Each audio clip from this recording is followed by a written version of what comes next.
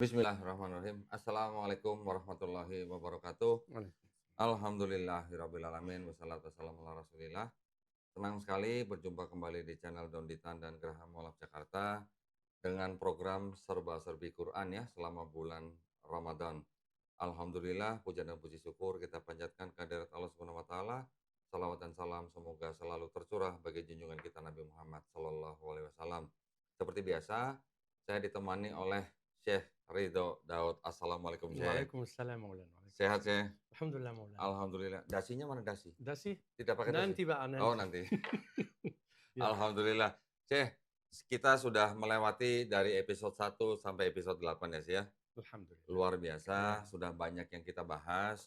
Tetapi nanti dari episode 9 sampai nanti akhir Ramadan, insya Allah, Allahumma amin. mudah-mudahan lebih menarik lagi ya Syekh ya. Allahumma amin ya Rabb. Ya, Insyaallah. kita sudah bahas mengenai definisi agama, mengenai din dan milah, mengenai Quran ya Syekh, mengenai kenapa Quran diturunkan selama Sekaligus, 23 tahun ya kan, ya. mengenai macam-macam, ada Ya. ayat-ayat yang Makkiyah, Madinah, juga Betul. apa itu wali Allah dan sebagainya. Betul. Nah, hari ini kita mau membahas sebuah topik, mengapa Allah Subhanahu wa taala memerintahkan kita sebagai orang beriman untuk berpuasa di bulan Ramadan, Syekh. Iya betul. Nah, Ya. silakan. Tafadhal. Bismillah walhamdulillah wassalatu wassalamu ala rasulillah amma ba'd. Harus saya biasanya tertarik pada Allah Subhanahu perintahan Allah Subhanahu wa taala saat menwajibkan kita puasa bulan Ramadan. Iya. Kenapa? Allah Subhanahu wa taala karena puasa itu sesuatu lumayan berat. Saat didefinisikan Muhammad sallallahu alaihi wasallam, yakni Muhammad mendeskripsikan dan kasih beberapa ibadah atau ritual definisi atau kata. Muhammad bersabda, as-salatu nur, salat adalah cahaya. Ya. Wa as-sawmu diya.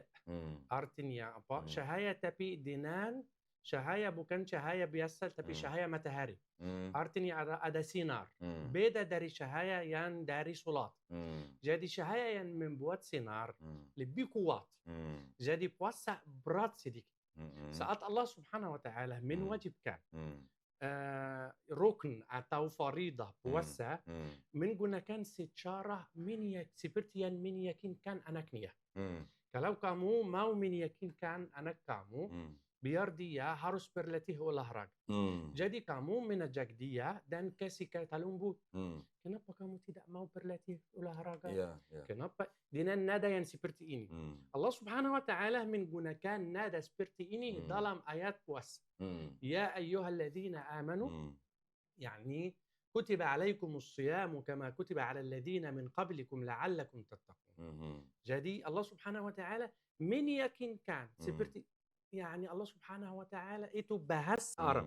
Lembut sekali ya. Lembut sekali dari Allah ke hambanya. Ya. Karena Allah Subhanahu wa taala menyebutkan seperti kaum yang sebelum kamu. Al-Baqarah 183 ya. Iya.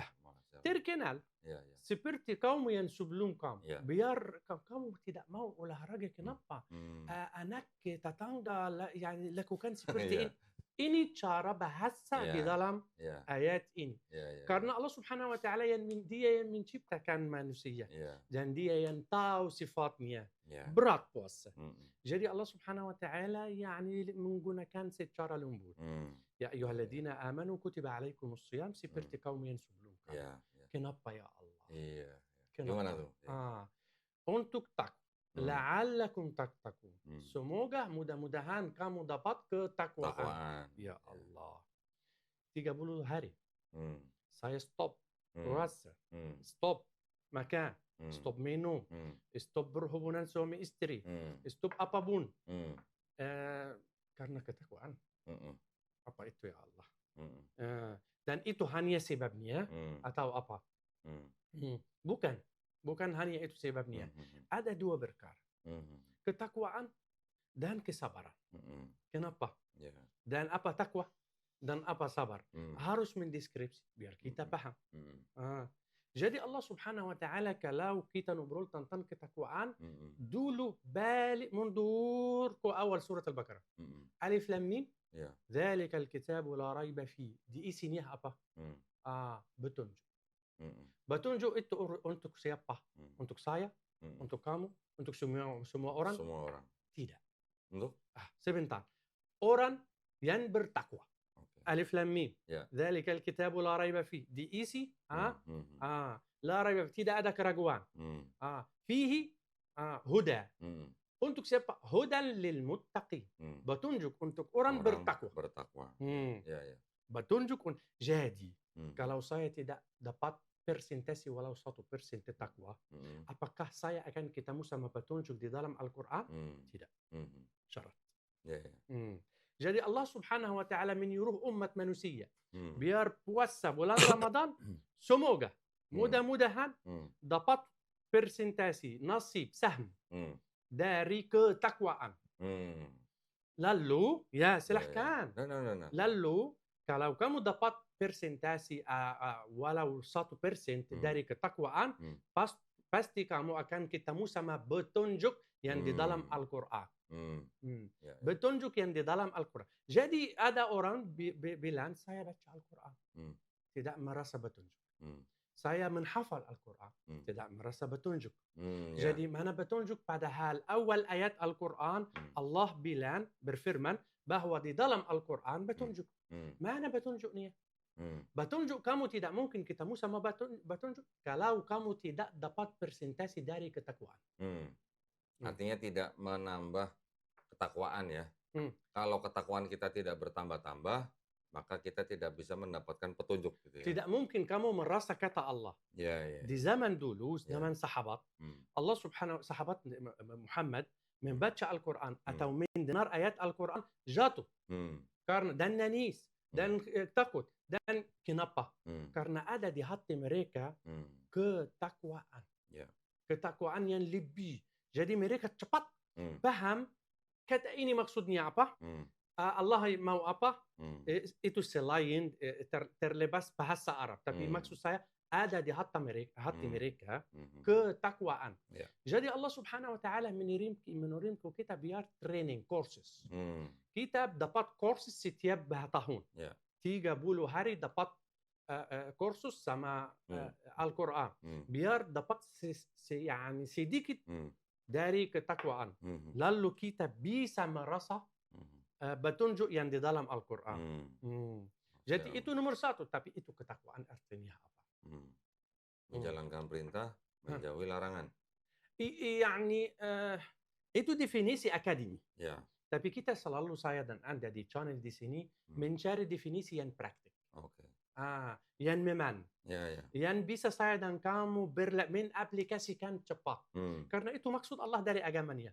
Mengaplikasikan semuanya ajaran Allah yang di dalam Al-Quran biar menjadi memang kenyataan di atas muka bumi. Itu sikap hidup.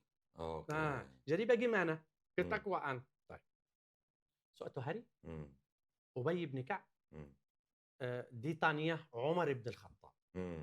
Umar bin Khattab dia tidak bisa kita ngobrol, dia orang bertanya Ubay, wahai Ubay, apa itu takwa? Yang bertanya Umar ya kepada Ubay. Jadi Ubay apa? Anda yang bertanya saya? Ya, jawab aja. Umar mau dengar Ubay. Oke, terserah kamu. Ubay jawab, apakah kamu ya Amirul Mukminin pernah berjalan di jalan penuh duri dan kotor? Dia bilang, ya. Jadi kamu lakukan apa? Umar jawab, saya melepas celana saya dan pakaian saya dan fokus dan ijtihad, berusaha. Biar saya tidak jatuh atau tidak kena.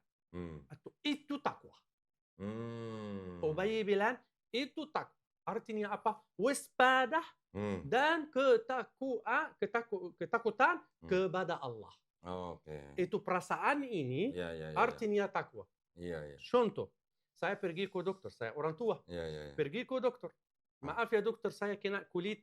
Dia bilang, udah tua reda. Jangan kena langsung sama matahari. Jadi saya selalu apa? Waspada dan takut kepada matahari. Itu artinya perasaan ini. Artinya ketakwaan. Paham sih. Kalau perasaan ini tidak besar di hati saya terhadap Allah, tidak mungkin ketemu petunjuk yang di dalam Al-Quran.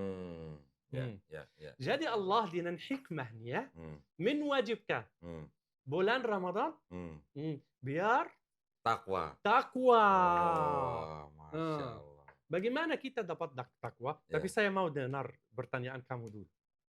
Kalau kamu mau, kalau tidak saya lanjut. Lanjut dulu. Jadi Allah Subhanahu wa taala mengirim kita training biar memahami bagaimana cara ini. Sebelumnya kita di bulan Ramadan. Apa puasa itu? Bagaimana puasa itu? 3 derajat. 3 derajat. Tingkatan. Oke. 3 tingkatan. Ya. Tingkatan yang umum, saya dan kamu dan umum manusia, menstopkan, berhenti makanan, minuman, hubungan suami istri. Marah boleh? Marah boleh sih. Saya akan lanjut. Tapi marah boleh, sigaret boleh ya. Sigaret, rokok boleh? Rokok boleh. Tidak boleh. Teman saya. Saya tahu saja saya mau ngomong rokok. Lanjut. Ya. Jadi ada 3 tingkatan di jalan puasa.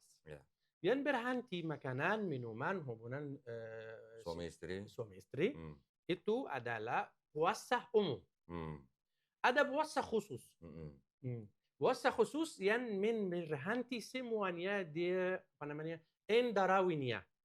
Tangan, lidah, mata, telinga, kaki, semuanya itu berhenti masuk dosa. Tidak dengar yang tidak bagus. Tidak lihat yang tidak bagus. Tidak ini yang tidak bagus. Jadi tidak mencium yang tidak bagus boleh? Boleh. Muhammad sallallahu alaihi wasallam saat puasa siang bulan Ramadan mencium. Tapi ada beberapa sahabat, beberapa ulama bilang awas. Kalau kamu macam laki-laki yang mungkin jatuh, awas dari Allah. Kamu tidak seperti Muhammad dengan kekuatannya. Muhammad Allahumma salli wa sallim wa barik alaih. Yani bisa tahan diri, dia Nabi. Tapi saya dan kamu awam. Terserah kekuatan keimanan dan syahwat kamu. Jadi kalau puasa khusus itu puasa khusus yang berhenti indrawiyah atau indranya. Jadi itu puasa. Tapi ada tingkatan yang lebih nomor 3 itu khusus dari khusus. Double khusus. Siapa? Itu yang berpikir dengan salah. Pikiran salah. Cuman sahabat Nabi Muhammad. Kalau berpikir dengan salah, cepat. Seperti yang membuat sesuatu salah. Masuk, wudu, minta maaf. Pikir salah aja. Sebagai dia membuat sesuatu hebat. Kalau dia berpikir, cuman mengingat sesuatu tidak sesuai sama ajaran Allah. Cuman dia berpikir sesuatu dia cepat wudu, dia anggap kutu. Jadi kalau ada orang berpikir mungkin salah, maksudnya mungkin ada kesombongan atau mungkin ada niat tertentu yang tidak baik, cepat-cepat wudu. Cepat wudu dan minta maaf. Dari awal. Karena itu puasa yang orang keimanannya tinggi. Karena dia selalu melihat Allah Subhanahu wa taala, mengingat Allah. Dia khawatir kalau Allah saat ini lihat di pikirannya, di hatinya sesuatu tidak sesuai sama ajaran Allah. Jadi dengan berwudu itu membersihkan pikiran kita lagi ya. Membersihkan dan minta maaf ya. Ya, contoh Anda juga kalau dia berpikir sombong, kalau berpikir mau memarahin sama istri, memarahin sama melakukan sesuatu, merisak apapun, cuman pikir. Itu puasa yang nomor 3 atau tingkatan yang lebih. Itu puasa orang. Tapi kan begini sih. Kan kita mengetahui bahwa kalau kita berniat baik, tapi belum melakukan, tidak dianggap kita dosa. Sudah dapat pahala. Betul. Kalau kita sudah melakukan, pahalanya jadi 2. Betul. Tapi kalau kita punya niat yang tidak baik, tidak dicatat sebagai dicatat sebagai dosa. Betul. Kecuali kalau kita melakukan baru. Lakukan. Dan tidak cepat ditulis. Kalau saya dilakukan berbuat salah atau dosa, tidak cepat. malaikat tidak dicatat, mungkin 1 jam, 2 jam, 3 jam sampai dia betul. Tunggu dulu ya. Tunggu dulu. Iya. Tapi kalau saya mau niat baik tapi tidak lakukan, sudah dicatat. Itu Allah karim, Allah Subhanahu wa taala. Malaikatnya keren itu ya. Allahu Akbar. Ya, jadi saudara kita dan pemirsa, tingkatan puasa itu yani harus kita berpikir dan harus kita melihat. Ya. Boleh tambah kasih? Silahkan. Boleh saya tambah ya? Silahkan, pasti. Ya, alhamdulillah Allah Subhanahu wa taala sudah memerintahkan kita sebagai orang beriman untuk berpuasa tadi seperti ayat yang dibacakan oleh Syekh Ridho, bahwa sebagaimana Allah Subhanahu wa taala sudah memerintahkan kaum sebelumnya, ya, orang-orang sebelum kita. Ya. Nabi-nabi sebelum Nabi Muhammad SAW semuanya sudah berpuasa ya. Semua dari Adam. Ya. Saya ada satu masalah, ada satu poin yang mungkin cukup menarik sih. Silahkan. Ya. Saya kan perbandingan ke dalam kitabnya orang Nasrani. Ya. Di dalam kitabnya orang Nasrani itu juga ada perintah berpuasa. Bagus. Ya. Ada satu di Yeremia 3:69 disebutkan bahwa pada bulan ke-9. Bulan 9.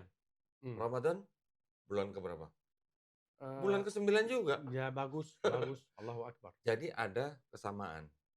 Jadi kalau begitu kan pertanyaannya, apakah mungkin itu sebenarnya ajaran Islam? Ya kan? Yang mana kita disuruh melakukan, kita diperintahkan untuk melaksanakan yang kurang lebih sama dengan yang sudah ada sebelumnya begitu. Ya, itu poin saya sih ya. Iya. Silahkan.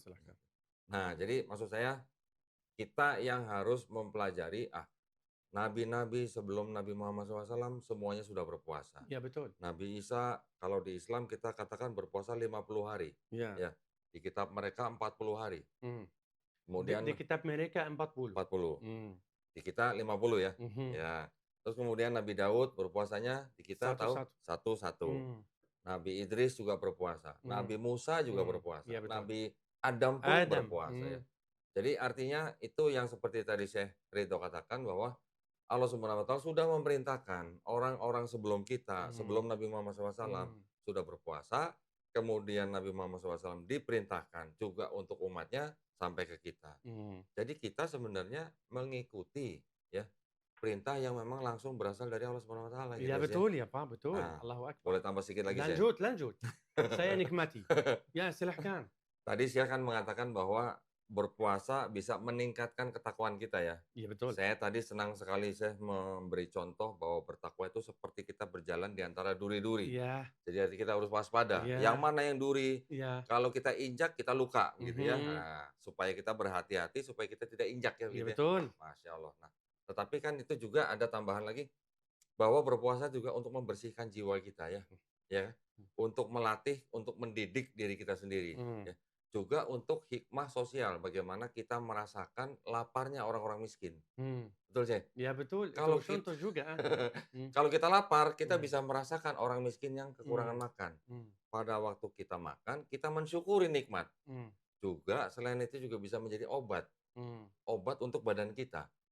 Jadi sebenarnya Allah Subhanahu wa taala memerintahkan puasa yang berguna untuk siapa?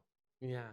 Untuk manusia atau untuk Allah Subhanahu wa taala sendiri? Nah, untuk kita. Iya, betul. Nah, manfaatnya balik lagi ke kita. Betul. Sedangkan dokter medis pun ya, betul. Juga menyarankan berpuasa untuk beberapa penyakit. Iya, betul. Betul ya? Betul. Jadi yang mendapatkan manfaat puasa kita, bukan Allah Subhanahu wa taala. Iya, betul. Kita puasa atau tidak puasa, Allah tetap Allahu Akbar. Iya, betul. Lanjut, Syekh. Silahkan.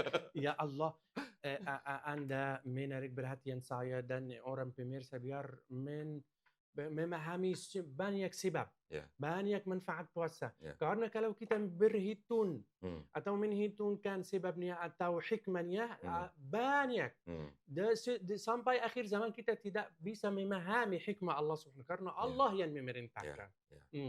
Tapi yang utama, karena setiap perintahan Allah atau larangan Allah ada sebab utama. Bisa dapat sebab yang cabang atau yang kecil bisa.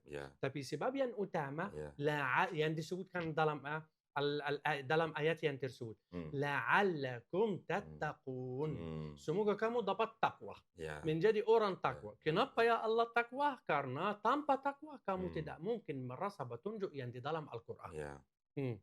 Tidak mungkin. Makanya Allah Subhanahu wa taala memerintahkan puasa gunanya untuk manusia. Allah Subhanahu wa taala memerintahkan zakat gunanya juga untuk manusia. Betul. Allah Subhanahu wa taala memerintahkan salat gunanya juga untuk manusia. Iya, betul. Betul sih? Betul ya, Pak. Masya Allah. Betul. Allah Subhanahu wa taala yani di saat memerintah tidak mungkin manfaat apa? Allah Maha yang besar. Allah Maha yang mencipta. La ilaha illallah. Dia tidak butuh, kita yang butuh Allah. Jangan kita begini, aduh puasa, tidak bisa merokok, jadi tidak puasa. Nah itu namanya orang yang tidak bertakwa sih. Artinya orang yang menolak perintah. Orang kalau menolak perintah Allah Subhanahu wa taala, dia tidak tahu bahwa perintah itu adalah untuk kebaikan dia sendiri. Gitu ya? Betul. Nah, jadi kalau orang menolak perintah berarti orang tidak beriman. Gitu sih. Ya betul. Disebutkan juga Allah Muhammad bersabda, "Sumu tasih." Ya saya menetapkan menurut Anda juga. Sumu tasih artinya apa? Puasalah menjadi sehat. Itu kata Muhammad. Puasalah menjadi banyak manfaat, banyak hikmah dari perintah Allah Subhanahu wa taala. Lalu kita kalau kamu tidak ada tambahan, kita mungkin cukup sampai di sini. Episode yang depan kita. Baik, alhamdulillah, mudah-mudahan tadi nasihat ya atau mungkin ceramah singkat dari Syekh Ridho bermanfaat ya buat kita semuanya, insya Allah. Terima kasih banyak perhatiannya para pemirsa. Mudah-mudahan sebentar lagi kita akan buka puasa. Mudah-mudahan ibadah puasa kita diterima di sisi Allah Subhanahu wa taala ya. Amin ya rabbal alamin. Nah, untuk para pemirsa juga yang ingin membantu perjuangan dakwah kami, silakan mengirimkan ke BSI dengan nomor 111889988 atas nama YPM atau HIT Jakarta. Konfirmasi bisa ke nomor handphone 0813 9883 7007. Barakallahu fikum, semoga partisipasi para pemirsa diterima di sisi Allah Subhanahu wa taala sebagai amal jariah. Amin ya rabbal alamin. Baik, akhir kata wabillahi taufiq wal hidayah. Wassalamualaikum warahmatullahi wabarakatuh. Terima kasih, Syekh. Waalaikumsalam.